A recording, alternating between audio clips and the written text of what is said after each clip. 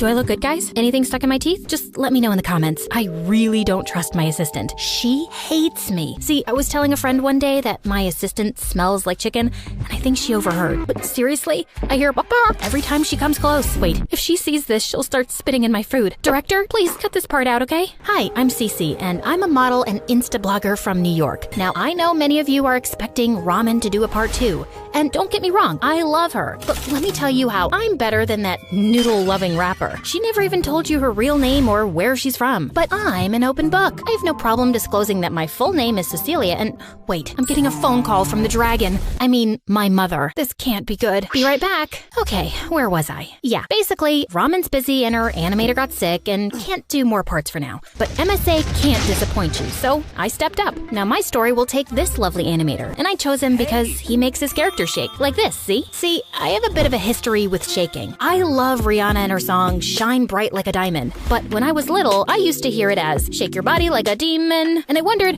why would somebody shake their body like a demon? Who has even seen a demon shaking? But you know, I'm just an easygoing girl. I didn't question anything and just continued with my life. The reason why I was a relaxed, easygoing kid was because my parents were jerks. You know, like jerks to the point where you just give up and live your life because you have no other option. I was born in a family of French aristocrats who had moved to the US a long time ago, but my parents still acted like they had sticks up their butts. I lived in a large, dull mansion where everything was beige, and you guessed it, beige. Any attempts to add color were frowned upon. And then they had all these rules. Keep your voice low, but don't mumble. Sit straight and no elbows on the table. Don't show your teeth when you laugh. You're not a donkey. That's the soup spoon. That's the dessert spoon. Your ancestors must be rolling in their graves saying you eat meat with a fish fork. Jeez, weirdos. Don't you have anything better to do than watching me all day? And wait, let me show you what someone looks like when they laugh without their teeth. I look like a psychopath, right? Even Mom's cat Vivian was a judgmental snob and probably a spy. Once I was playing in the garden and I picked a booger from my nose and stuck it to a sunflower. Come on, it's normal. Kids do this stuff. I know you've done it too. Don't act so cool. And I turned around to find Vivian looking at me like this. So, yeah, I've always been a misfit in this sophisticated family. And it's not that I'm not girly. Actually, I adore fashion. And I always had a magazine tucked in the middle of the literary masterpieces I was forced to read. But I just hadn't grown up to be the classy lady my parents had hoped for. Once in 9th grade, I was shopping at the supermarket with a friend because she wanted to cook something for her boyfriend. Ugh, barf. Boys were all the craze with the girls in 9th grade. I was the only one cool enough not to lose my mind over some boy. I got bored, so I jumped into my friend's shopping cart and told her to run down the aisle with me. We were both laughing like crazy when suddenly she tripped and let the cart go, and I went whizzing straight into a pile of watermelons. When I opened my eyes, I was sure I'd gone to heaven because an angel was looking down at me, halo and all. Hey, are you okay? I don't know. Am I dead? I really hope not. You have to pay for all those watermelons. And then he smiled. Okay. So I was about to lose my mind over some boy. So sue me. His name was Danny. He was 2 years older, and he worked there part-time as a sales assistant. Our connection was instant, and he asked me out right away. Also, I did pay for the watermelons, but I learned later that the store policy didn't require people to pay for accidents. I think Danny kept the money for himself. And yeah, I didn't question it, because I'm someone who's been shaking her body like a demon for years, and never even questioned that. Anyway, a week later, we were officially together. And you know those first days when you're so in love? The sky is bluer, the grass is greener, the air smells like lavender. My stupid 15-year-old brain was telling me that I'd met my soulmate. We liked the same everything,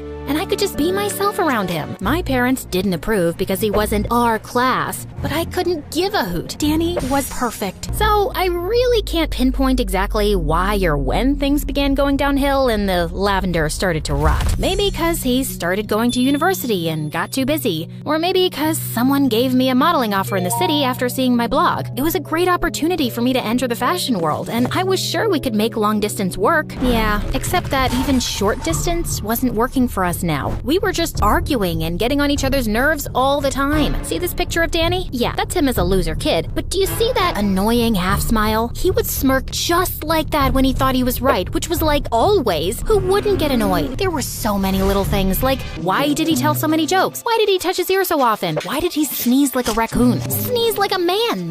But things really escalated when we were out for dinner once and he started eating my fries. Why didn't you just order your own fries? Because I didn't want fries. Then then why are you eating my fries? I just took a few. You've eaten half the plate. You can't share fries with your boyfriend? This is not about the fries. This is about you. You lied when you said you didn't want any, then you ate mine, and now I'm the bad guy? Cece, you're acting crazy. Oh, you want fries? Here, have all of them. The next day, we broke up after 3 years together. And you know the worst part about dating your best friend? When it's all over, you lose your best friend too. But don't worry about me, guys. I took the breakup like a champ. Anyway, I took up the modeling offer and moved to Manhattan right after high school. My parents were very disappointed at my career choices. Surprise, surprise. But I needed to get away from this place, and I just hadn't gone back since. But now, I had just received an invite to a high school reunion. Maybe it was a good excuse to go home. And Danny had moved away, not that it mattered. Yeah, what could go wrong? Oh, Cece, you dumb, silly duck. I didn't realize I'd missed my parents so much till I saw them. Even they seemed kinda happy. Cecilia, what's the matter? Has the dirty city air destroyed your corneas? No, Mom, something just went into my eye. I asked the chef to make your favorite dessert, a strawberry tart. That's your favorite, Dad. I'm allergic to strawberries, but I appreciate the thought. And man, oh man, did I appreciate my bed. Why had I left this life again? Hard to recall the moment. I was having a great time at the reunion with my old friends when I spotted a stunning brunette in a red dress. You know, the kind of dress that only a very confident girl can pull off and you instantly feel imperfect in every way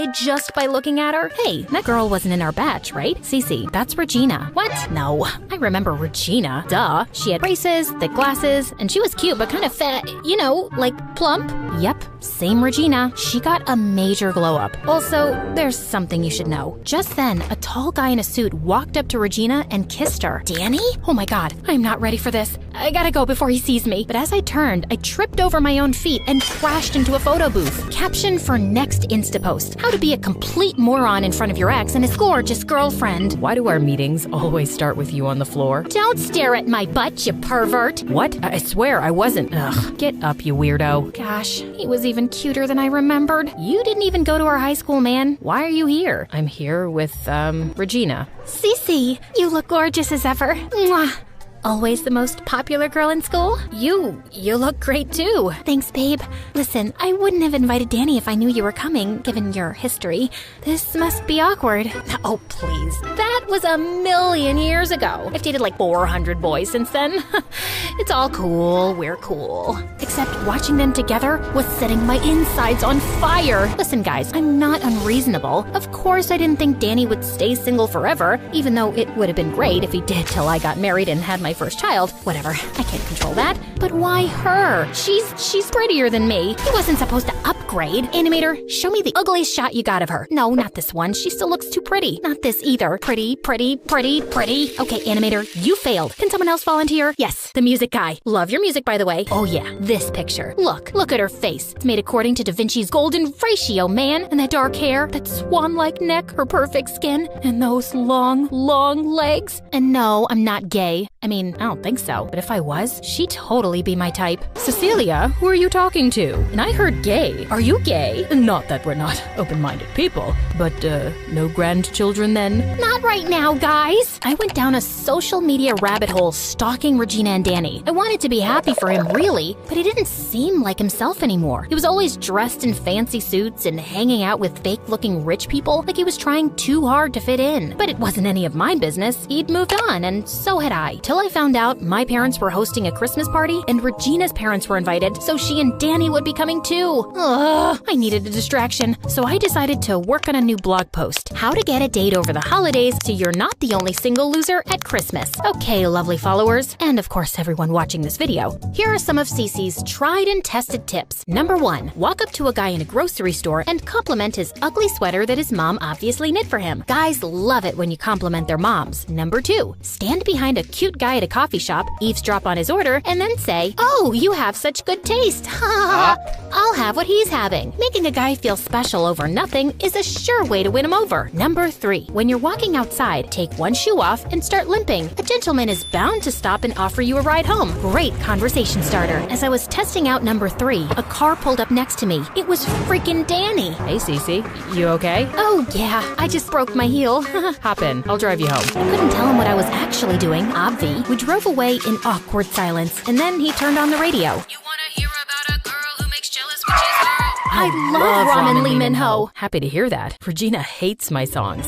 And after that, we just reconnected like old times. Talking to him felt so right and easy and comfortable. I actually felt disappointed when we arrived at my place. And suddenly, it was crystal clear to me. I wanted Danny back. Look, guys, I can feel some of you judging me already. But Regina's known him for what? A few months? She'd get over him. Danny and I were together for 3 years. And yeah, it didn't end well, but we've grown up now. Plus, whose side are you on anyway? This is my story. Root for me. The Christmas dinner was the perfect opportunity for my first move. I switched around the place cards to make sure I sat next to Regina to talk down Danny. So, you must have heard Danny's embarrassing singing by now. Gosh, I've never met someone so off-key, but it's cute. Okay, but have you heard him sneeze? Like a raccoon? Yeah, I tell him he should just let it out. What about the way he snorts like a pig when he laughs?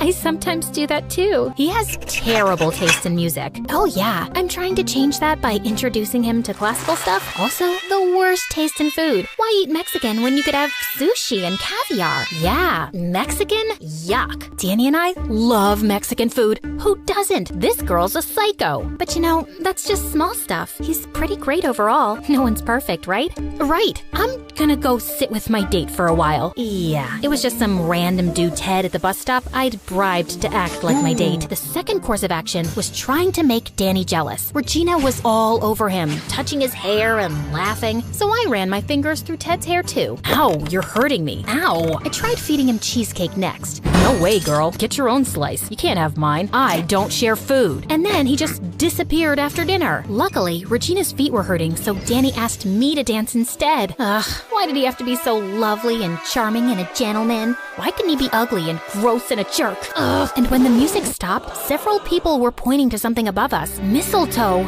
Everyone cheered us on to kiss, and Danny gave me a gentle peck on the lips. He walked off while my head was spinning like a ballerina. And as I watched him and Regina leave the party, she waved to me with a warm smile. Wait.